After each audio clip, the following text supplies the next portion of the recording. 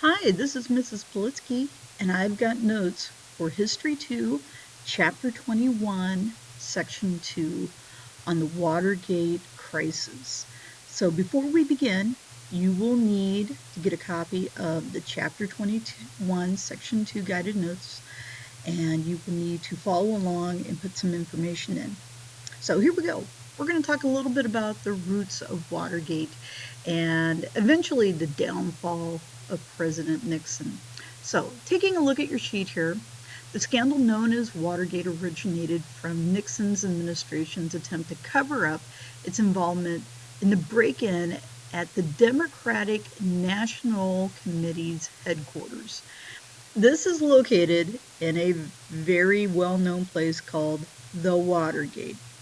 The Watergate is located in Washington, D.C., along the Potomac River, and it is a office building, hotel, and a set of um, convention centers and such. And in 1972, the Democratic Party had its National Committee headquarters located inside of this brand new office building. Determined to win the 1972 election at all costs, Nixon staffers began spying on opposition rallies and spreading false rumors and reports. During the course of Nixon's first administration, he had used the FBI to spy on groups that were involved in the anti war movement, and in some cases, groups that had at times been vocal against the U.S. government, such as the Black Panthers. But he also was using this group, or using the FBI, to spy on some of those individuals who were tied to the Democratic Party. Although Nixon may have not ordered the break in, he did order a cover up. The break in occurred in the summer of 1972, at a time when Nixon was preparing to run for re election. And he was concerned that perhaps he might not do very well. And if you take a look down at the bottom here, this is the electoral map from 1972's election. And all the states that are red are the states that Nixon won. And so if you're looking at this, you might say Nixon won by a landslide. And yet he was concerned that he might lose. So he had a group known as the Committee to Re-elect the President go in and break into this Watergate complex and the Democratic National Committee's headquarters to find out any information that they could. A day after that event, some of the men who were part of the creeps, aka the plumbers, who went in and took photographs and things like that, were captured and were brought before a judge for a hearing uh, involving the scandal.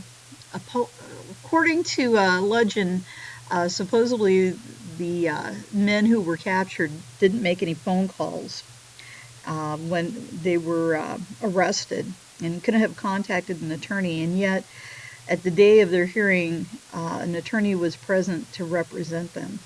And many people believe that this was part of that cover up. So, anyway, on election day, Nixon won, and he won a total of 520 electoral votes, while his opposition only won 17. So perhaps maybe Nixon didn't need this scandal to win the White House. So let's talk about the cover up and how this kind of unravels. In June of 73, John Dean, along with some other White House insiders, were called before the U.S. Senate for a set of hearings for this break-in.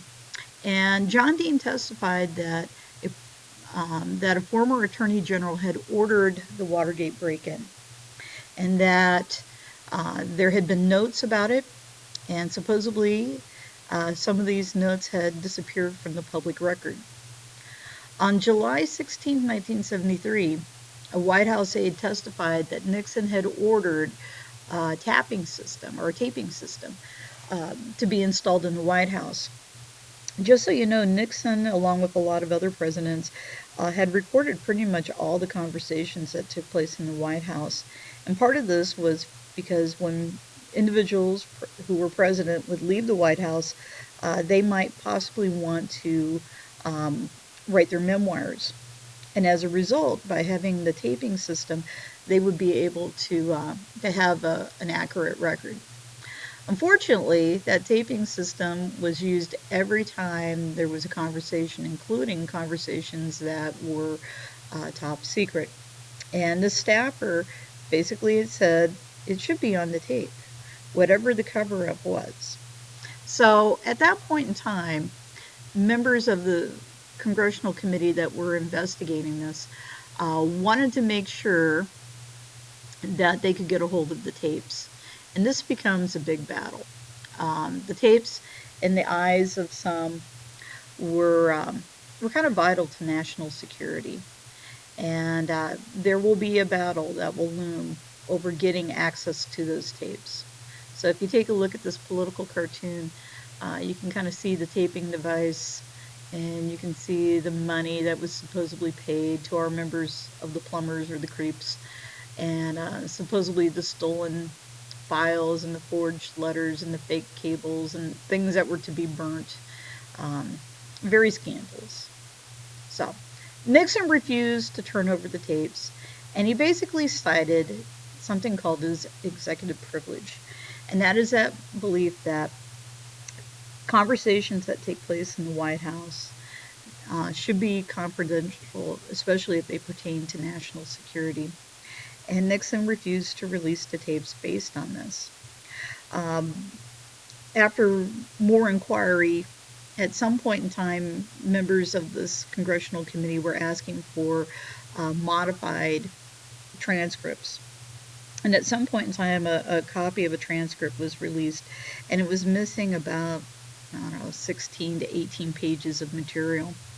And many believe that that's the material that would have stated what had happened at that point as far as the break-in was concerned. At the same time, there was more scandal brewing in the White House, this time not with Nixon, but his vice president, a man named Spiro Agnew, who you see pictured below here. Agnew was really kind of the voice of the Nixon White House. When Nixon needed some muscle to get something done, he was always the one to send out Agnew. And Agnew ended up having to resign because he had taken some bribes, and that was kind of scandalous. So he left the White House. And in his place, the man who would come in to serve as vice president was a guy named Gerald Ford.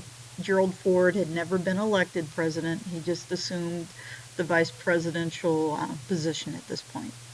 So, several days after Nixon eventually hands over some of these tapes to the House Judiciary Committee, there was a vote to impeach Nixon in the House of Representatives on the charge of misconduct.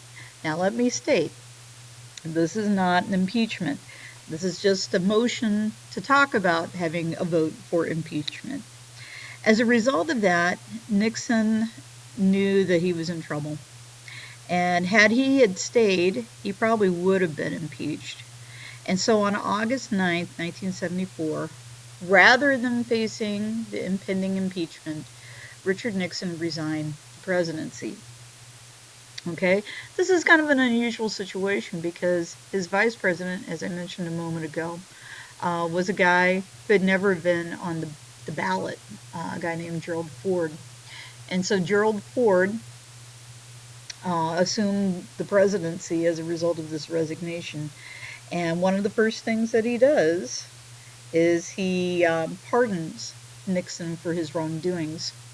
Had Nixon been impeached, there's a belief that there was enough evidence that he would have been found guilty and probably convicted.